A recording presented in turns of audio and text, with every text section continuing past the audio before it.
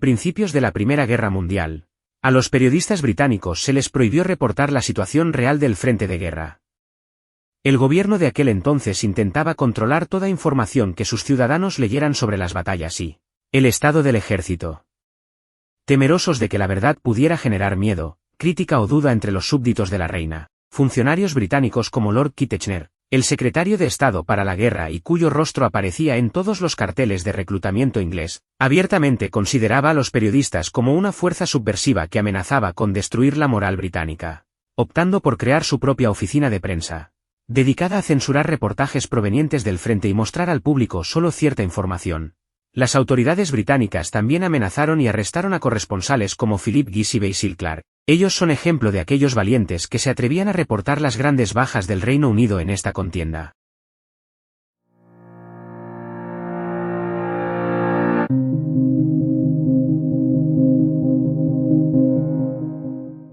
La reputación británica para ocultar sus pérdidas en la Primera Guerra Mundial queda en evidencia con el caso del HMS Audacious. Se trata de uno de los acorazados de la clase King George V que no sobrevivió a la Primera Guerra Mundial, ya que se hundió tras impactar con una mina al norte de Irlanda en 1914, poco después de cumplir su primer año de servicio. Muchos pasajeros del transatlántico Olympic habían presenciado y fotografiado el hundimiento. A los ciudadanos británicos que estaban a bordo se les requisaron las cámaras de fotos y se les ordenó no hablar del asunto. No obstante, algunos pasajeros norteamericanos del Olympic no pudieron ser silenciados y comenzaron a divulgar la noticia, cuando regresaron a Estados Unidos. En cuanto a la tripulación del Audacious, que sobrevivió al completo, se les obligó a jurar silencio a través de la Ley de Secretos Oficiales.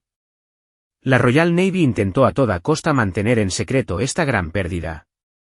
Durante el resto de la guerra, el nombre El Audacious permaneció en todas las listas públicas de movimientos y actividades de la flota. Incluso, en un intento desesperado por engañar a los alemanes, se llegó a disfrazar un buque mercante para hacerlo pasar por el acorazado hundido. Se reconstruyó su superestructura con placas de maderas y una pintura similar. El objetivo era reemplazar al Audacious ante la vigilancia de posibles espías en los puertos británicos. La prensa civil también colaboró para ocultar esta humillante noticia. El siguiente anuncio escueto apareció en el periódico Times recién el 14 de noviembre de 1918, sorprendentemente 4 años después del hundimiento. Anuncio retrasado. La Secretaría del Almirantazgo realiza el siguiente anuncio: el HMS Audacious resultó hundido tras impactar con una mina en la costa norte de Irlanda el 27 de octubre de 1914. Esto se ha mantenido en secreto a petición del comandante en jefe de la Gran Flota. La prensa, lealmente, retuvo la noticia al no darle publicidad.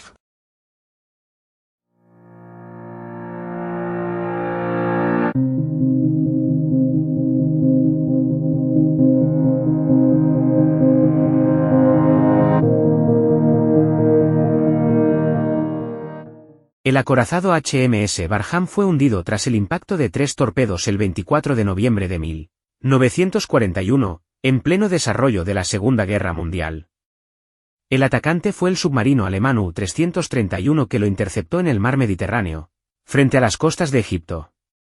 Para ocultar el hundimiento a los alemanes y proteger la moral británica, la Junta del Almirantazgo censuró todas las noticias sobre el hundimiento del Barham. Después de un retraso de varias semanas, la Oficina de Guerra notificó a los familiares de los 862 fallecidos, agregando una solicitud especial de secreto. Las cartas de notificación incluían una advertencia de no discutir la pérdida del barco con nadie más que con parientes cercanos, incluyendo en la esquela la siguiente indicación: es muy esencial que la información sobre el acontecimiento que llevó a la pérdida de la vida de su marido no llegue al enemigo hasta el momento en que se anuncie oficialmente. Tras repetidas afirmaciones a través de la radio alemana, el almirantazgo británico reconoció oficialmente la pérdida el 27 de enero de 1942, más de 2 meses después de ocurrido el desastre del Barham.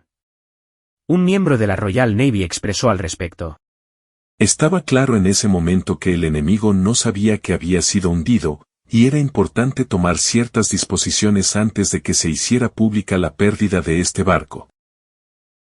No fue hasta que Gran Bretaña admitió que el Barham había naufragado y explicó las circunstancias del hecho que Tiesenhausen, el comandante del submarino alemán, supo que lo había hundido. Ese día recibió la Cruz de Hierro, máxima condecoración militar del Tercer Reich. Un dato curioso fue el caso de la médium inglesa Ellen Duncan, considerada la última persona encarcelada en virtud de la ley de brujería de 1735. Llamó la atención de las autoridades después de afirmar haber contactado con el espíritu de un marinero del Barham, en el momento en que se ocultaba al público en general el hundimiento del barco.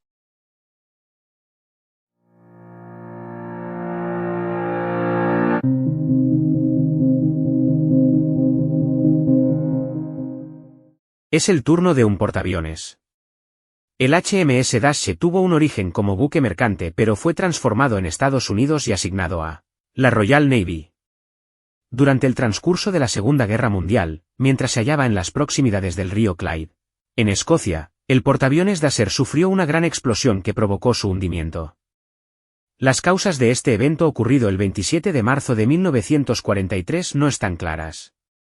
Se han sugerido varias versiones, incluida una que argumenta la posibilidad de que uno de los aviones se estrelló contra su propia cubierta de vuelo prendiendo los gases filtrados de los tanques de gasolina. De los 528 tripulantes del Dashe, murieron 379, a pesar de la rápida asistencia desde barcos cercanos y la operación de rescate que se realizó desde las ciudades próximas. Muchos lograron escapar del portaaviones, pero la mayoría murió de hipotermia o quemados. El gobierno británico, ansioso de evitar el daño moral, y cualquier atisbo de fallo en la construcción del resto de buques americanos, trató de encubrir el hundimiento. A la prensa local se le obligó a no hacer ninguna referencia a la tragedia y hasta el día de hoy, se sospecha que las autoridades enterraron los cuerpos de los fallecidos en una fosa común sin identificar.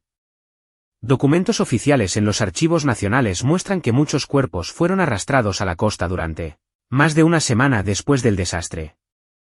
A los supervivientes y sus familiares se les ordenó no hablar sobre lo ocurrido. Esta política provocó muchas críticas y ahora existen monumentos que honran la tragedia en las ciudades de Arrosan y Brodick.